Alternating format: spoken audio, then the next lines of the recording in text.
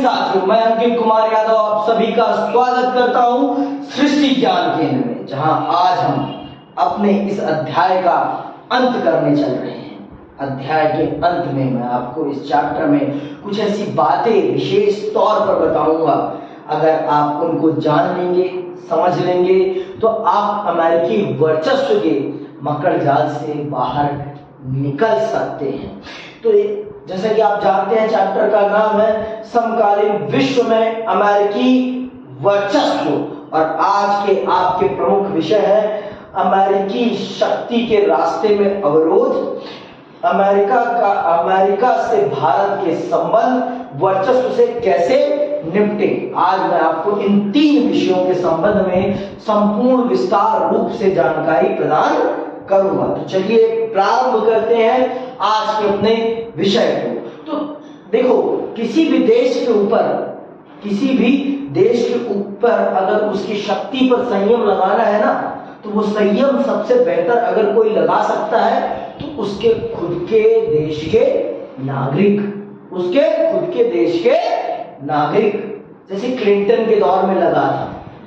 George Bush ने Iraqi freedom में, प्रथम खाड़ी युद्ध में आपके अमेरिका को जिताया था, लेकिन फिर भी अमेरिका की जनता ने उन्हें दोबारा राष्ट्रपति बनने का मौका नहीं दिया। तो ये दिखाता है कि एक देश की जनता ही अपने देश की नीतियों का निर्माण करती है। उसे जैसी नीतियां चाहिए वो वैसा अपने लिए शासक चुनती है।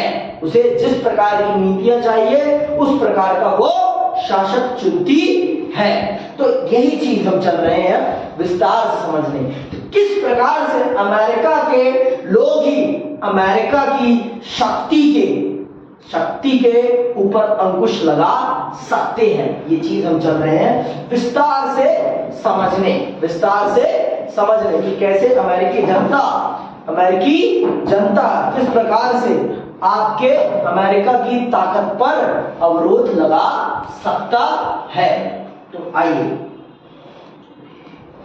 इतिहास बताता है कि साम्राज्यों का पतन उनकी अंदरूनी कमजोरियों के कारण होता है।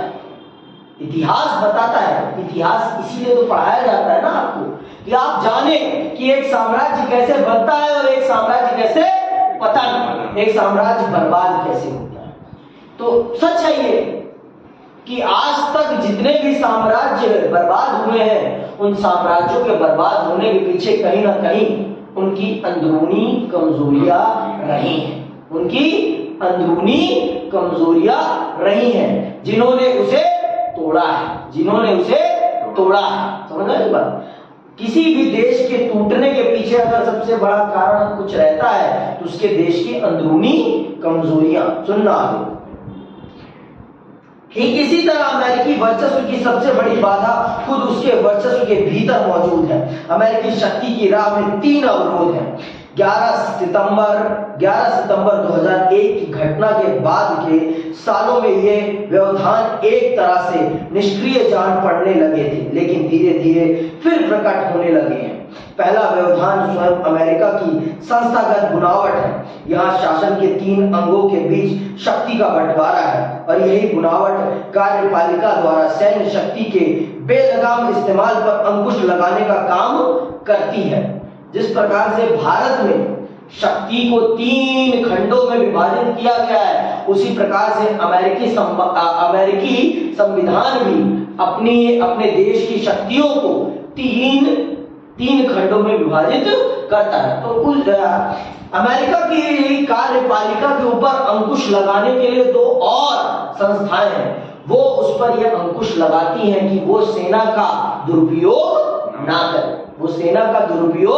ना करे अपनी शक्ति को प्रदर्शित करने के लिए। सेना शक्ति प्रदर्शन का माध्यम नहीं है, सेना सुरक्षा का माध्यम है, शक्ति प्रदर्शन का माध्यम नहीं है। अगर हम सेना को बेवजह प्रयोग करेंगे, एक दिन वो सेना हमारे लिए खतरनाक बन सकती है, जैसे कि पाकिस्तान में है। पाकिस्तान ने अपनी सेना को सबसे ज्यादा शक्तियां प्रदान करी, और वही सेना आज उनके काल का कारण बनी बैठी है। उनकी जो आज स्थिति है, उस स्थिति को लाने में सबसे बड़ी भूमिका अगर किसी ने निभाई है तो वो है पाकिस्तान की सेना ने। पाकिस्तान की सेना ही पाकिस्तान के बर्बादी का सबसे बड़ा कारण है, और ये उस देश की जनता भी जानती है। तो अमेरिका की जनता अपने देश के साथ ऐसा होने नहीं देना चाहती, इसीलिए उसकी जो और दो संस्थाएं हैं वो कार्यपालिका पर यह अंकुश लगा के रखती हैं कि वो सेना का दुरुपयोग ना करने पाए, वो सेना का दुरुपयोग ना करने पाए, सेना को शक्ति प्रदर्शन का माध्यम ना बनाए, सेना को देश की सुरक्षा का ही माध्यम बना रहने दिया जाए, ये भी सुनिश्चित करते हैं। पहली अड़चन अमेरिका की संघीय उसकी संस्थागत संस्थाएं हैं। पहली अड़चन पैदा करने का काम कौन करती है? उसकी संस्थागत संस्थाएं, इंस्टीट्यूशनल, जो उसके कॉन्स्टिट्यूशनल इंस्टीट्यूशंस है, वो ही उसकी इस पावर को कंट्रोल करने का पहला काम करते हैं। दूसरा, अमेरिका की ताकत के आड़े आने वाली दूसरी अड़चन भी अंदरूनी। इस अड़चन के मूल में है अमेरिकी समाज, जो अपनी प्रकृति में उन्मुक्त है। अमेरिका में जनसंचार के साधन समय समय पर वहां के जनमत को एक खास दिशा में मोड़ने की भले कोशिश करें, लेकिन अमेरिकी राजनीतिक संस्कृति में शासन के उद्देश्य और तरीके को लेकर गहरे संदेह का भाव रहा है। अमेरिका के विदेशी सैन्य अभियानों पर अंकुश रखने में यह बात बड़ी कारगर भूमिका निभाती है। अमेरिका की जनता है, अमेरिका का जो समाज है ना, वो बहुत ज्यादा जागरूक है, वो बहुत ज्यादा जागरूक है। तो अमेरिका का जो ये समाज है वो इतना जागरूक है, जिस कारण से वो कभी भी अपने देश की सरकार को इस प्रकार की अनुमति या इस प्रकार के कार्य नहीं करने देती जिससे कि अमेरिका की विश्व छवि पर किसी भी प्रकार का धब्बा लगे। समझ में बात? हमेशा आपने देखा, उदाहरण देखा है ना, हमारा नहीं चुना जॉर्ज वो क्या पहला कौन सा था, नाम बताया था अभी आपको मैंने, जॉर्ज बुश।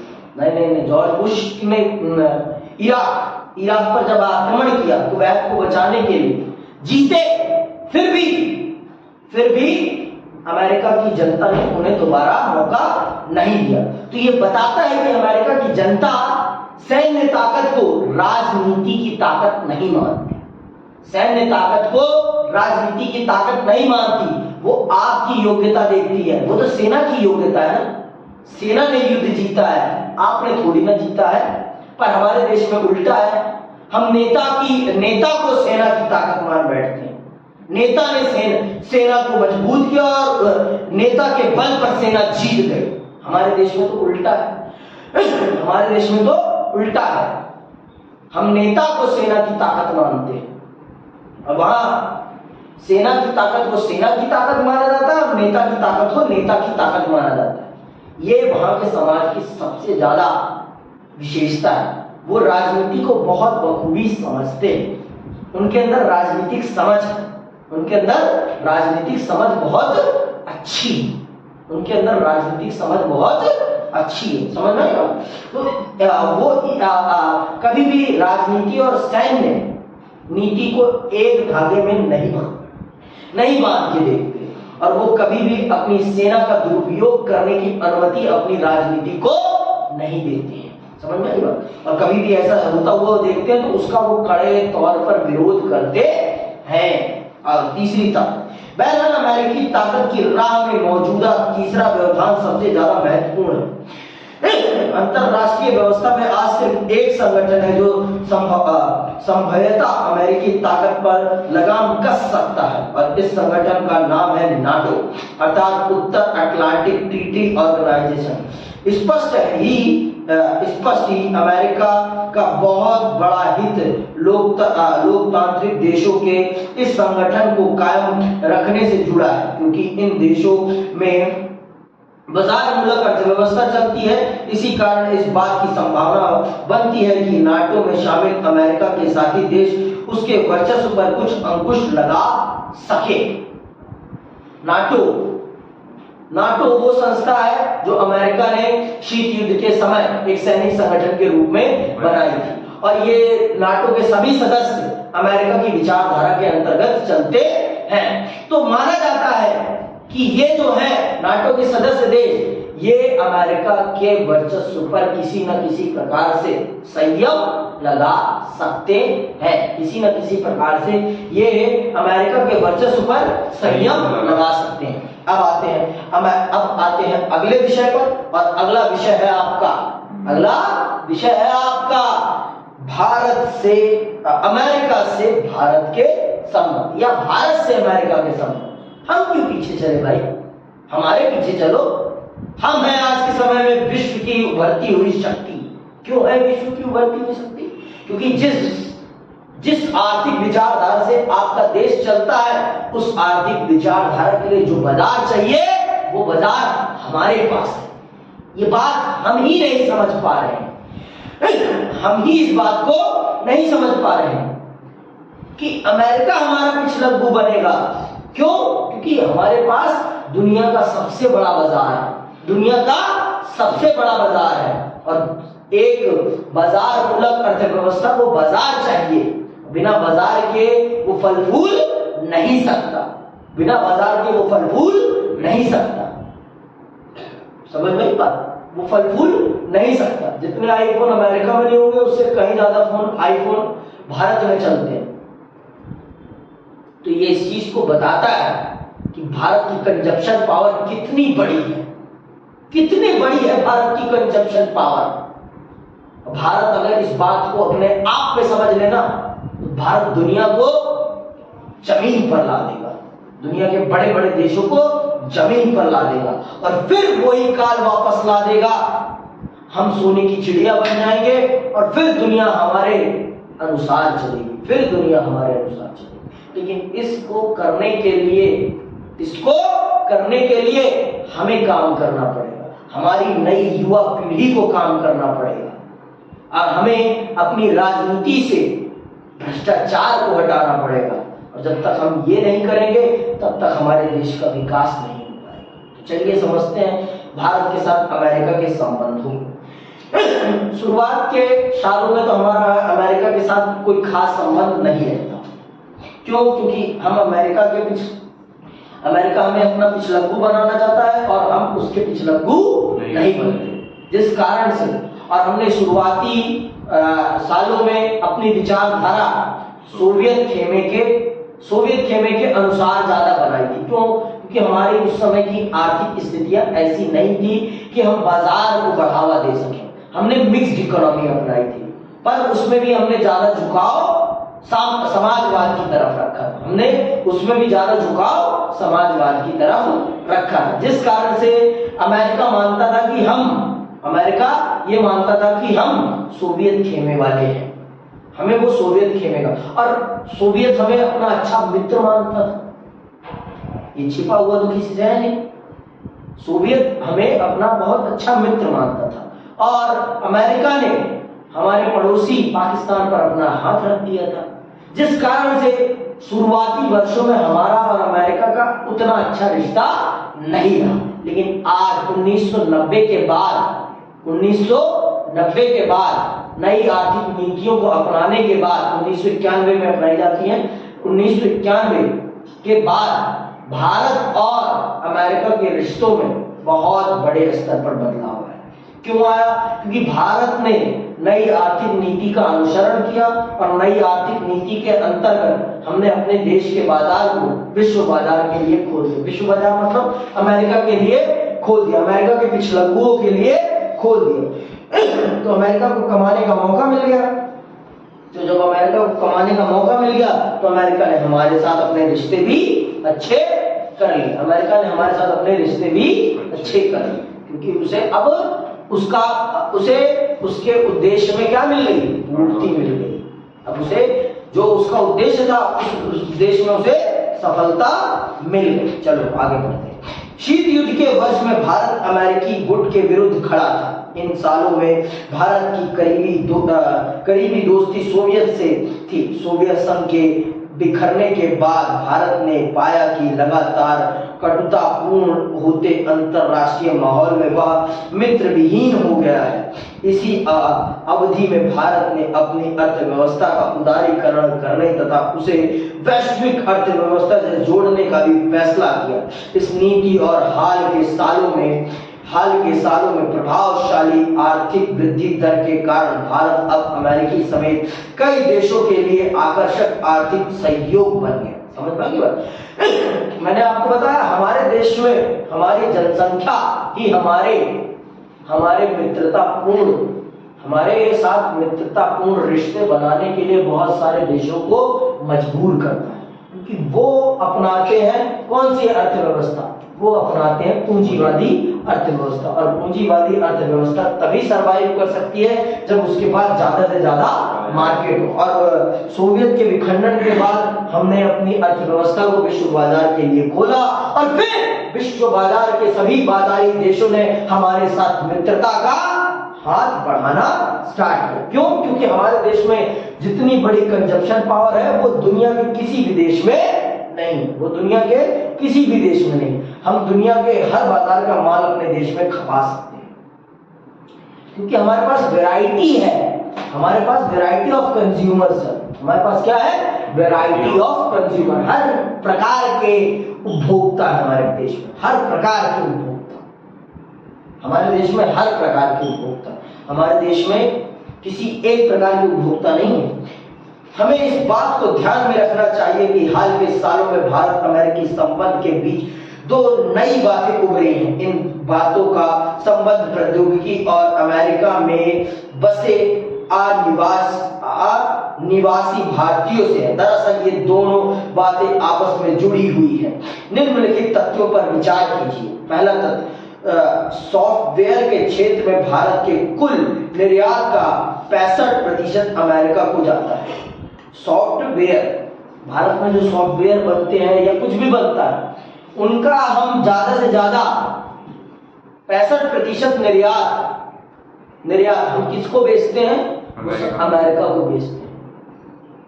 अमेरिका में ये जो आधुनिक तकनीकें चल रही हैं, उन आधुनिक तकनीकों को बनाने का काम हमारे देश की युवा पीढ़ी करता है। तो यही चीज है। देखो, किसी भी रिश्ते का ना सबसे बड़ा आधार व्यापार होता है। अगर मेरा और आपका व्यापार अच्छा चल रहा है ना, तो हम कभी भी आपस में गिले शिकवे नहीं पालेंगे। हम कभी भी एक दूसरे के बीच में गिले शिकवे नहीं पालेंगे। और गिले शिकवे तभी आते हैं जब हमारे बीच में कोई ऐसा एक आधार नहीं होता जिनमें हम दोनों का क्या छिपा हो? लाभ छिपा हो। जब जहां लाभ आ जाता है ना, वहां फिर गिले शिकवे जल्दी नहीं आते, समझ में आई बात? बोइंग के 35% तकनीकी कर्मचारी भारतीय मूल के हैं। विश्व की सबसे बड़ी जहाज बनाने वाली कंपनी जो बोइंग है, उसके 35% तकनीकी कर्मचारी कहां से हैं? भारत के हैं।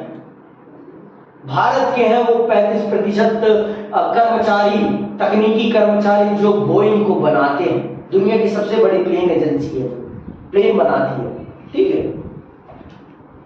3 लाख भारतीय सिलिकॉन वैली में काम करते हैं। जो अमेरिका की सिलिकॉन वैली है, जो सॉफ्टवेयर के जहां पर कंप्यूटर से रिलेटेड काम होता है ना, वहां पर 3 लाख भारतीय कर्मचारी हैं। तो यही है वो कारण जिसके कारण से अमेरिका भारत के साथ आज अच्छे रिश्ते रख रहा है। क्यों? क्योंकि भारत में सस्ते में कर्मचारी उपलब्ध हो रहे हैं। भारत का व्यक्ति बहुत ही टैलेंटेड है। और अमेरिका को वो टैलेंट चाहिए अपने विकास के लिए उसे ये टैलेंट चाहिए। आगे सुनो। उच्च प्रौद्योगिकी के क्षेत्र में 15% कंपनियों की शुरुआत अमेरिका में बसे भारतीयों ने की है।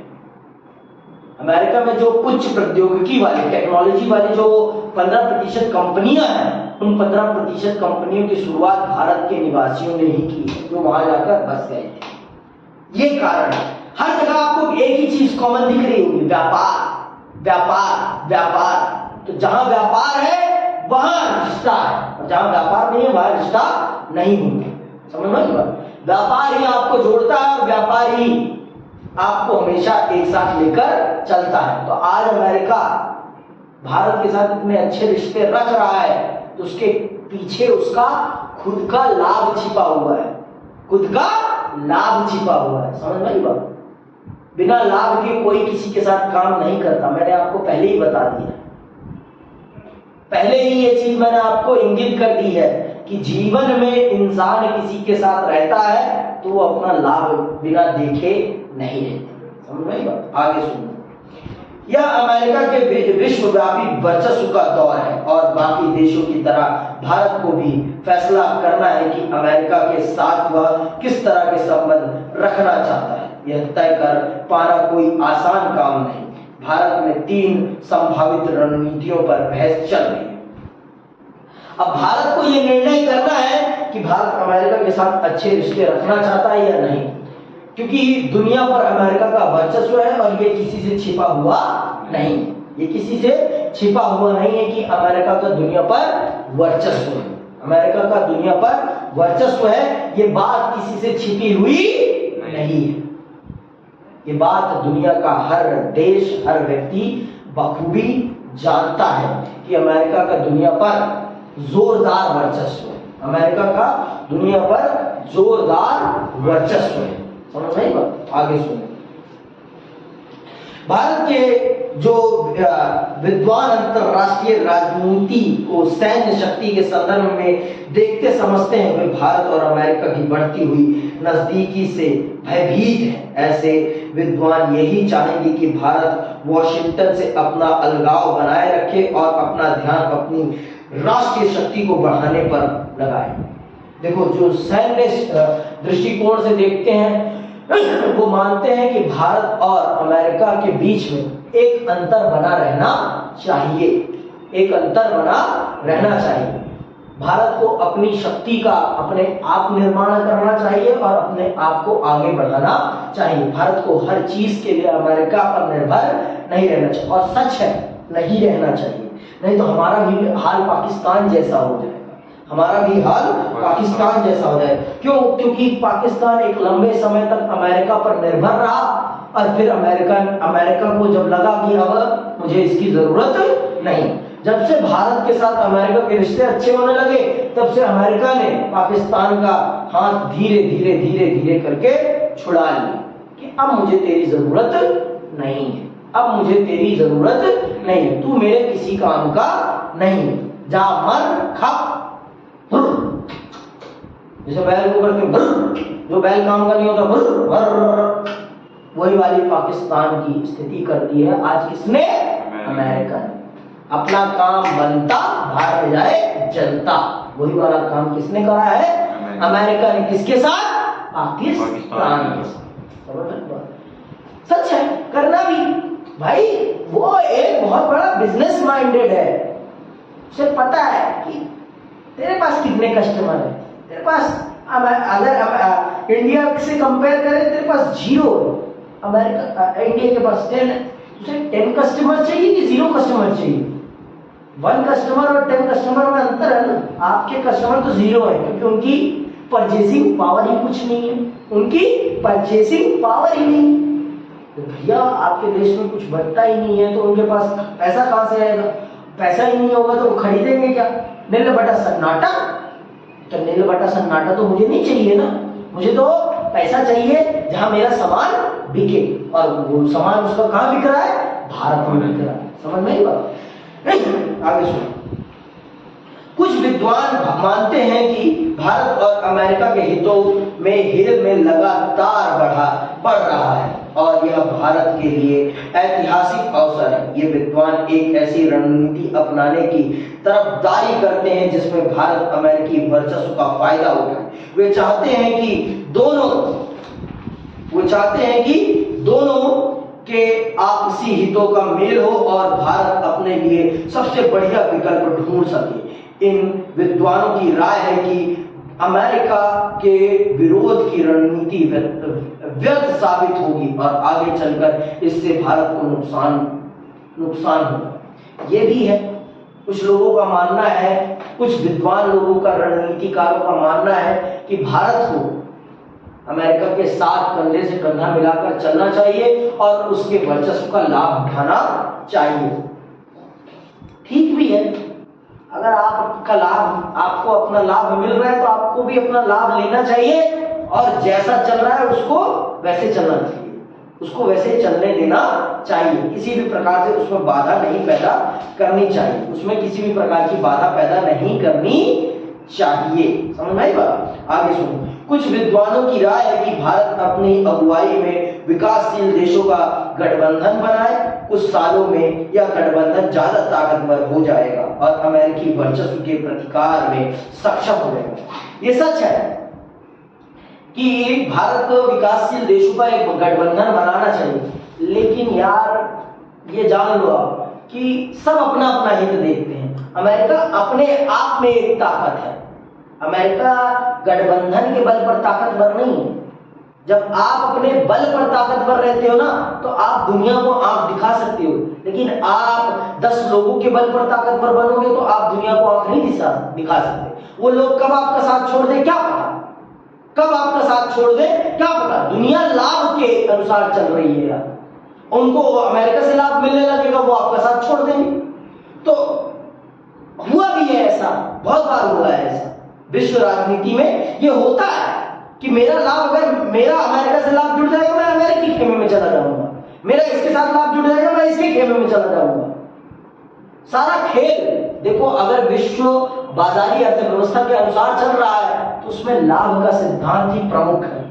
मेरा लाभ जिसके साथ मैं उसके साथ। तो भारत विकासशील देशों को समझाकर एक संगठन बना भी लेता है, फिर भी ये संगठन उतना प्रभावशाली साबित नहीं हो पाता कि वो अमेरिका के वर्चस्व को टक्कर दे सके। क्यों? क्योंकि सब के सब दोगले हैं, सब के सब, समझ में? सब के सब कहेंगे कुछ करेंगे कुछ, कहेंगे कुछ करेंगे कुछ। ये सबसे बड़ी दिक्कत है, ये सबसे बड़ी दिक्कत की बात है विश्व राजनीति में। आई बात समझ? आगे सुनो। शायद भारत और अमेरिका के बीच संबंध इतने जटिल हैं कि किसी एक रणनीति पर निर्भर नहीं रहा जा सकता। अमेरिका से निर्वाह करने के लिए भारत को विदेश नीति के कई रणनीतियों का एक समुचित मेल तैयार करना होगा। देखो, अमेरिका और भारत के रिश्ते जटिल हैं और इस जटिलता से अगर हमें निपटना है तो हमें एक रास्ता नहीं, अनेकों रास्तों का सहारा लेना पड़ेगा। हमें इन तीनों रास्तों पर चलना पड़ेगा। हमें इन तीनों रास्तों पर चलते हुए अपने विदेश नीति का निर्माण करना पड़ेगा अमेरिका के लिए। तभी हम अमेरिका का साथ छूटने के बाद भी अमेरिका से कंधे से कंधा मिलाकर चल सके, और जब तक साथ है तब भी हम उसके साथ कंधे से कंधा मिलाकर चल सके। समझ में बात? और हमें दूसरे भी संगठनों में सम्मिलित होना पड़ेगा, जिससे कि दुनिया में हमारे दोस्तों की हमें कमी कभी ना महसूस हो। समझ में आई बात? भारत को इस नीति पर चलना पड़ेगा और भारत ने हमेशा शुरू से ही इसी नीति का पालन किया है, शुरू से ही इसी नीति का पालन किया है। और इस नीति को निर्मित करने में पंडित जवाहरलाल नेहरू जी का बहुत बड़ा योगदान है। भारत की विदेश नीति को गढ़ने में पंडित नेहरू का सबसे बड़ा योगदान है। आज जो भारत की विश्व राजनीति में ये हैसियत बनी है ना, इसे बनाने में पंडित नेहरू का ही सबसे बड़ा योगदान है। पंडित नेहरू ने ही भारत को इस काबिल बनाया है कि आज भारत के रिश्ते पूरी दुनिया के साथ इतने मधुर हैं, इतने मधुर है। समझ में आई बात? आइए अब एक अगले विषय पर चलते हैं, आज के और इस चैप्टर के आखिरी विषय पर। आखिरी विषय है वर्चस्व से कैसे निपटें। आपने वर्चस्व समझ लिया, आपने पूरी तरीके से अमेरिका के वर्चस्व को समझ लिया, भारत के रिश्ते को समझ लिया। अब समझते हैं कि इस वर्चस्व से अगर हमें निपटना है तो हम इससे कैसे निपटे कैसे, इसको भी जान लेते हैं और समझ लेते हैं। देखो, कब तक चलेगा अमेरिकी वर्चस्व? ये सवाल बहुत कठिन भी है और बहुत ही सरल भी है। कब तक चलेगा अमेरिकी वर्चस्व? बहुत कठिन है, बहुत सरल है। कठिन इसलिए है क्योंकि उसने पूरे विश्व के तंत्र को अपने अनुसार गढ़ लिया है। उसने पूरे विश्व के तंत्र को अपने हिसाब से गढ़ लिया है, तो इससे बाहर निकलना आसान तो नहीं। इससे बाहर निकलना आसान तो नहीं। अगर हमें इससे बाहर निकलना है तो हमें उसी के समकक्ष एक और विश्व तंत्र बनाना पड़ेगा, और ऐसा विश्व तंत्र बनाना आसान काम नहीं है। और आसान इसलिए है कि जिस दिन हम सभी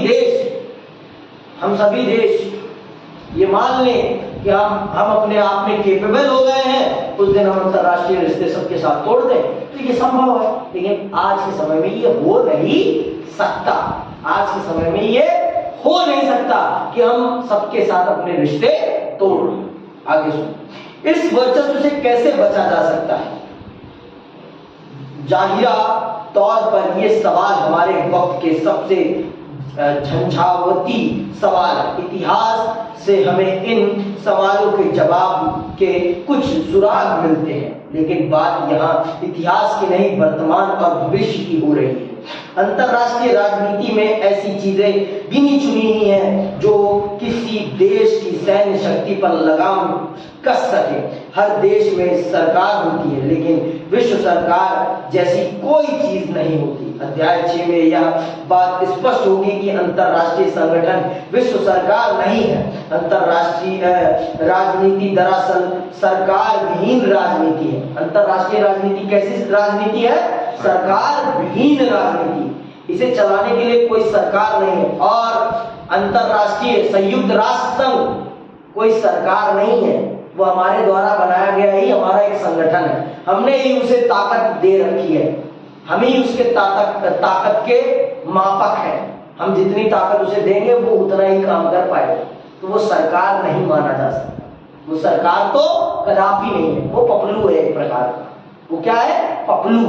वो हमारे अनुसार चलता है, हम उसके अनुसार नहीं चलते। ये जान लो, विश्व में वो जो संयुक्त राष्ट्र संघ, जिसे अंतरराष्ट्रीय संगठन का तमगा मिला हुआ है ना, वो कोई अंतरराष्ट्रीय संगठन नहीं, वो कहने भर का है। वो कोई भी, वो दुनिया को अपने अनुसार नहीं चलाता। दुनिया के सभी देश उसे अपने अनुसार चलाते हैं। मतलब उसमें जो सबसे ज्यादा पैसा देता है ना, वो उसके अनुसार चलता है। सबसे ज्यादा पैसा अमेरिका देता है तो वो अमेरिका के अनुसार ही चलता है। ये बात मानो तो कह सकते हैं कि विश्व राजनीति में अमेरिका की ही सरकार, अमेरिका की ही तूती बोलती है अभी भी, आज के समय में भी। और इस तूती को अगर हमें बंद करना है ना, तो हमें भी अपने आप को इतना केपेबल बनाना पड़ेगा, अमेरिका के समान, तीनों रूपों में। तीनों रूपों में, समझ लो की बात, तीनों रूपों में। और तीनों रूपों में इतना केपेबल बनाना इतना आसान काम नहीं है। आगे सुनो, कुछ कायदे कानून जरूर हैं जो युद्ध पर कुछ अंकुश रखते हैं, लेकिन ये कायदे कानून युद्ध को रोक नहीं सकते। कुछ कायदे कानून जरूर हैं जो युद्ध पर अंकुश रखते हैं, लेकिन ये युद्ध को रोक नहीं सकते। अगर दो देशों ने कहा रोक पाया, रूस और यूक्रेन का युद्ध, संयुक्त राष्ट्र संघ, कोई भी दुनिया का देश अगर ठान लिया दो देशों ने कि हमें युद्ध करना है, कोई माइकलाल किसी को नहीं रोक सकता। कोई माइकलाल किसी को रोक नहीं सकता। सिर्फ वही दोनों आपस में रोक सकते हैं कि भाई मैं नहीं लड़ रहा, तू मत लड़, तू मत लड़, मैं भी नहीं लड़ रहा, तभी रोक सकता है युद्ध। नहीं तो कोई माइकलाल किसी को नहीं रोक सकता। और उदाहरण आपके सामने है, Ukraine versus Russia, Russia versus Ukraine. इसका आपके सामने बेहतरीन उदाहरण है, मुझे बताने की कोई खास जरूरत तो है नहीं। फिर शायद ही कोई देश होगा जो अपनी सुरक्षा को अंतरराष्ट्रीय कानून के हवाले कर दे। तो क्या इन बातों से यह समझा जाए कि ना तो वर्चस्व से कोई छुटकारा है और ना ही युद्ध से? फिलहाल हमें यह बात मान लेनी चाहिए कि कोई भी देश अमेरिकी सैन्य शक्ति के जोड़ का मौजूद नहीं। भारत, चीन और रूस जैसे बड़े देशों में अमेरिकी वर्चस्व को चुनौती दे पाने की संभावना है, लेकिन इन देशों के बीच आपसी विभेद है और इन विभेदों के रहते अमेरिका के विरुद्ध इनका कोई गठबंधन नहीं हो सकता। समझ लो क्यों? ये तीन देश भारत, रूस और चीन, ये अगर एकजुट हो जाए तो ये अमेरिकी वर्चस्व को चुनौती दे सकते, लेकिन ये कभी एकजुट हो ही नहीं सकते। मैंने बताया ना, अमेरिका अपने आप में एक कंप्लीट पर्सन है और आप तीन जने मिलकर कंप्लीट बन रहे हो। तो अगर वो आपसे आपको अलग अलग करने में कामयाब हो जाएगा, फिर आपको तोड़ देगा, आपकी ऐसी ठुकाई करेगा, फिर आप कभी एक दूसरे के साथ संगठन ही नहीं बना। अमेरिका अपने आप में केपेबल है, ये उसकी सबसे बड़ी बढ़त है। उसे किसी की सपोर्ट की जरूरत नहीं है। आपको अगर अमेरिका से लड़ना है तो आपको सपोर्ट की जरूरत है, और जब तक आपको सपोर्ट नहीं मिलेगा तब तक आप अमेरिका से लड़ाई नहीं कर सकते। ये सबसे बड़ी खूबी है अमेरिका, और इसीलिए अमेरिका का वर्चस्व दुनिया पर बेलगाम कायम है, बेलगाम कायम है। आगे सुनो।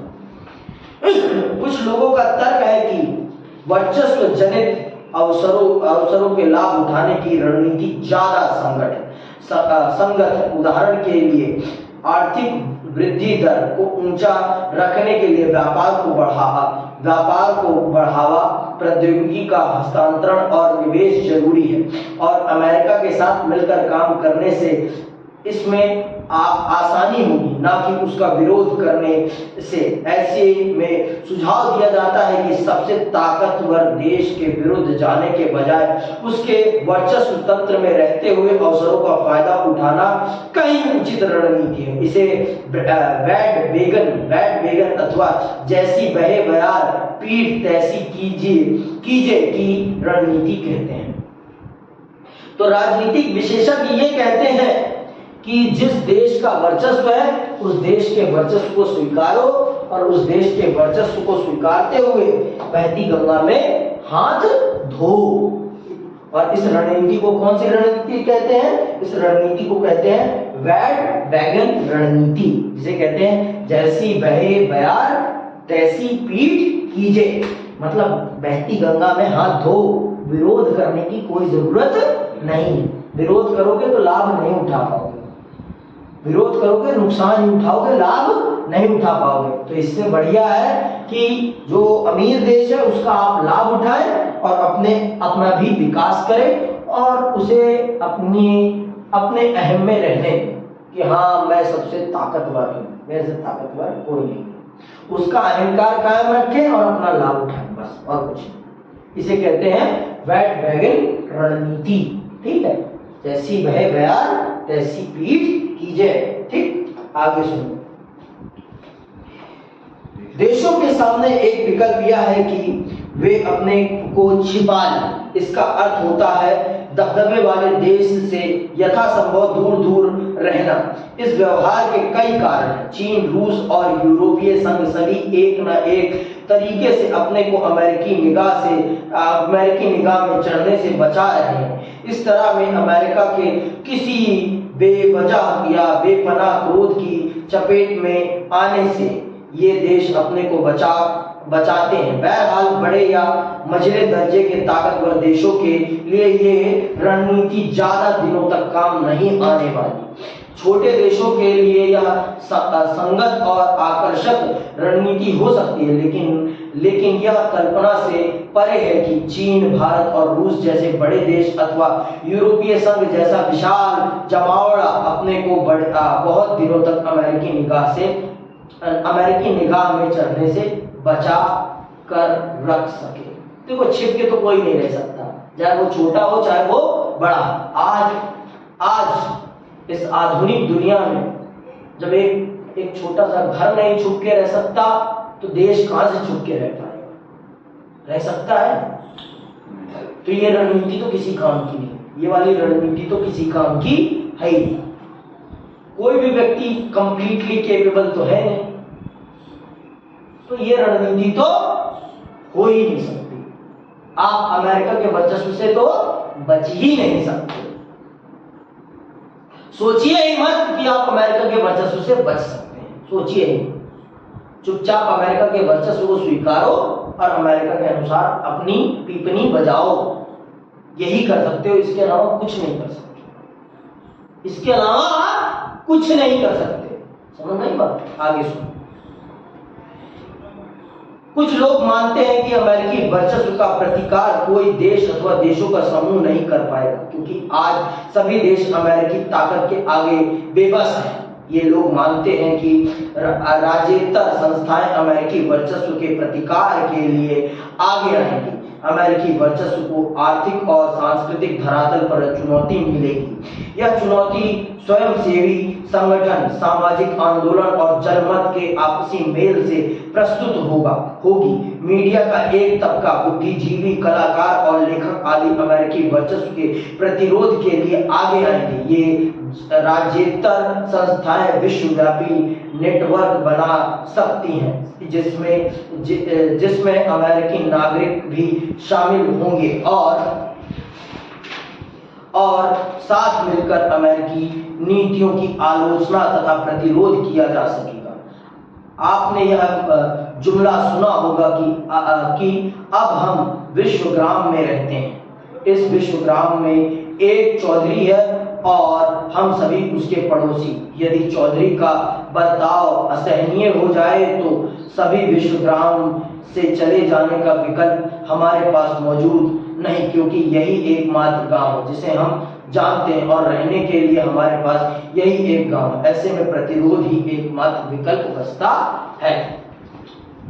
आज हम विश्वग्राम, आज मतलब आज हम मानते हैं कि पूरा विश्व हमारा गांव है और गांव और अमेरिका उस गांव का क्या है? चौधरी। और अगर अमेरिका अत्याचार करे तो अमेरिका के अत्याचार से बचने का एक ही तरीका है, क्योंकि हम गांव तो छोड़ के जा ही नहीं सकते, क्योंकि इसके अलावा तो कोई गांव है ही नहीं जो हमें पता हो। तो सिर्फ एक ही विकल्प बचता है और वो विकल्प क्या है कि हम चौधरी का विरोध करें और अपने हितों की रक्षा करें विश्व का मानना है कि अमेरिका के वर्चस्व से सिर्फ हमें जनता ही बचा सकती है और कोई नहीं बचा सकती। और अमेरिका की जनता उसमें शामिल होगी तभी हो सकता है, नहीं तो संभव नहीं। इसी के साथ आपका ये अध्याय यहीं समाप्त होता है। ये अध्याय आपके पाठ्यक्रम में नहीं है, फिर भी मैंने इसे आपको जानबूझ के पढ़ाया है जिससे कि आपकी विश्व राजनीति की समझ बेहतरीन हो सके। तो आप जितनी वीडियो आप देखें और समझें और हमसे जुड़े रहें और हमारा सहयोग करें। हमारे चैनल को लाइक करें, शेयर करें, सब्सक्राइब करें। इसी के साथ मैं आपको जय हिंद, जय भारत कहता हूं। विदा।